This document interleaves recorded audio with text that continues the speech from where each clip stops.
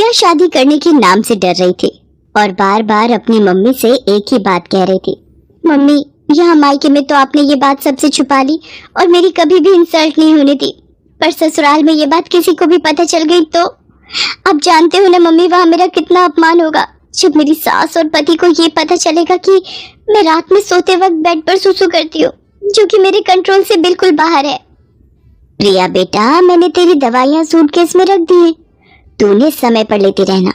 तू घबरा मत, डॉक्टर ने भी तो यही बोला है ना कि तुम्हें तनाव बिल्कुल भी नहीं लेना है और रात को सोने से पहले सुसु करके सोना, तो तुम्हें ही परेशानी नहीं होगी।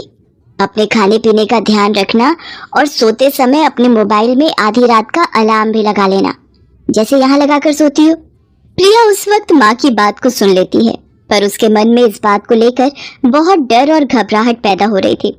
कुछ दिनों बाद प्रिया की शादी हो जाती है और वो अपने ससुराल आ जाती है।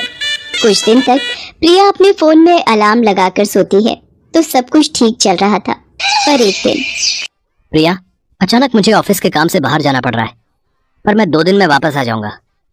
तुम इस बात को लेकर मेरे से नाराज तो नहीं होना? नहीं नहीं, मैं भला क्यों नाराज होने लगी, आपका काम पहले है, आप अच्छे से काम करके लौटना। अरे रवि बेटा, तू चिंता क्यों करता है, मैं हूं ना बहू का ख्याल रखने के लिए, हम दोनों सास बहू खूब मजे करेंगे।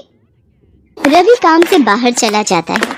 उसी रात प्रिया बेटा, ये देख, मैंने हम दोनों के लिए कितनी बढ़िया वाली आइसक्रीम मंगवाई है, हम दोनों मिलकर खाते हैं।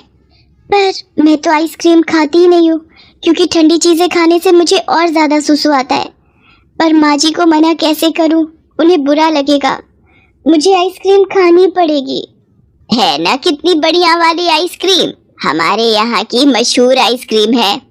एक काम करो, जब तक रवि वापस नहीं लौटता हम दोनों सास बहू एक ही कमरे में सो जाती हैं। रात को सोते समय गप्पे मारेंगे। जी जी ठीक है माँ जी, जैसा आप कहें।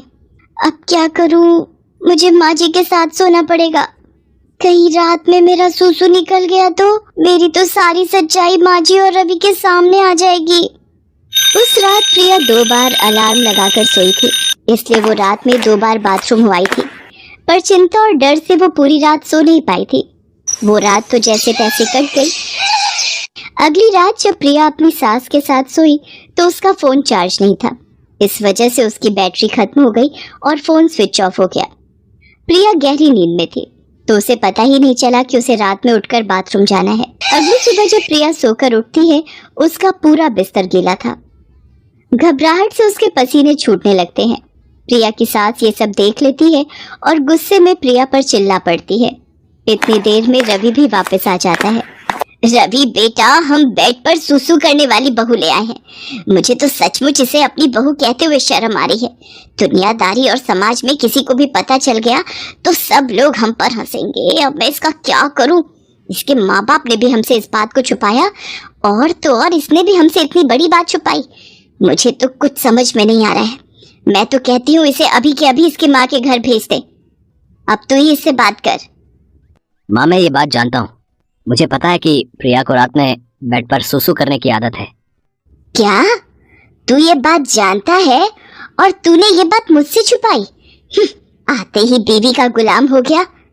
रवि इस बारे में जानते थे, पर उन्होंने मुझसे इस बात के बारे में पूछा भी नहीं और गुस्सा भी नहीं किया। पर रवि को ये बात कैसे पता चली? मैं तो रोजाना अलार्म लगाकर सोती हूँ। माँ, ये बात मुझे उस दिन पता चली जिस रात प्रिया बहुत गहरी नींद में थी। अलार्म मैंने ही बंद किया था। तब मैंने देखा प्रिया के आसपास बिस्तर गीला हो रहा था। मैं उसी वक्त समझ गया था।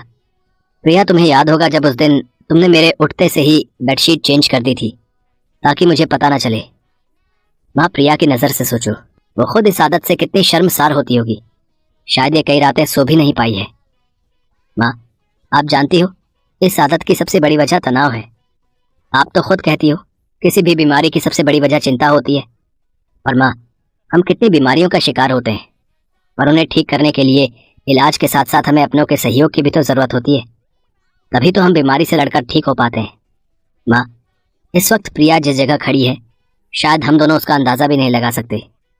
इस वक्त प्रिया को हम दोनों के सहयोग की बहुत ज़रूरत है। अच्छा माँ, एक बात बताओ, अगर यही आदत मुझ में होती तो फिर तुम क्या करती? मेरे ठीक होने में मेरी मदद करती, या फिर मुझ पर गुस्सा करके मुझे घर से निकाल देती? माँ, अगर आप प्रिया को इस घर में नहीं रख सकती तो मैं प्रिया को लेकर कहीं और चला जाऊंगा। रवि की बातों को सुनकर प्रिया की आंखों में आंसू भर आते हैं और वो रो पड़ती है। सचमुच रवि एक अच्छा पति होने के साथ साथ एक अच्छा इंसान भी था। मुझे माफ कर दे बेटा, तू ये घर छोड़कर चला जाएगा तो मैं किसके सहारे रहूंगी? मुझसे बहुत बड़ी गलती हो गई प्रिया बहू, मुझे माफ कर दो। मुझे तुम्हें समझना चाहिए था, न कि तुम्हारी कमी को ढूंढना चाहिए था। एक माँ होकर भी मैं तुम्हारी परेशानी को समझ नहीं पाई। नहीं माँ जी, आप मेरी माँ हो और माँ कभी अपने बच्चों से माफी नहीं मांगती। मैं सचमुच कितनी भाग्यशाली हूँ जो मुझे पति के रूप में रवि और माँ के रूप में आप मिले। प्रिया अपनी सास के गले लग जाती है। ये देखकर रवि भी बहुत खुश होता है। प्रिया अब रात में तरल पदार्थ ज्यादा नहीं लेती थी और समय पर सोती थी। प्रिया रात में कभी अलार्म से ना उठ पाए तो रवि उसे उठा देता था ताकि प्रिया को रात में कोई परेशानी ना हो। प्रिया की सास और रवि प्रिया को खुश रखते थे। धीरे धीरे रवि और सास के सहयोग से कुछ समय में ही प्रिया की ये आदत पूरी तरह से छूट जाती। दोस्तों, हमें उम्मीद है कि आपको हमारी ये कहानी पसंद आई होगी। कृपया हमारे चैनल को सब्सक्राइब करें और सभी अपडेट्स के लिए बेल आइकन जरूर दबाएं। और हाँ, वीडियो लाइक और शेयर करना मत भूलिएगा। Bye bye.